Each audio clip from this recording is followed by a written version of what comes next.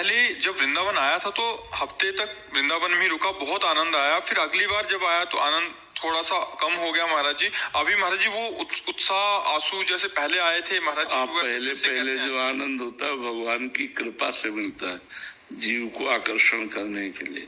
फिर उसको धीरे धीरे स्वयं साधना के द्वारा आनंद लेना होगा।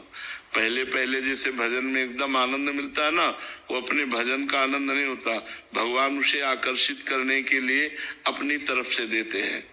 उस आनंद को हम जो स्वाद लिया अब साधना के द्वारा प्राप्त करना पड़ेगा।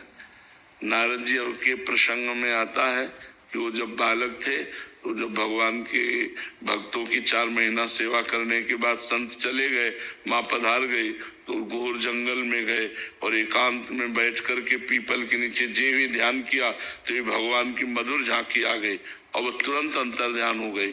अब बहुत व्याकुल, बार बार ध्यान धरे लेकिन वो रूप ना आवे।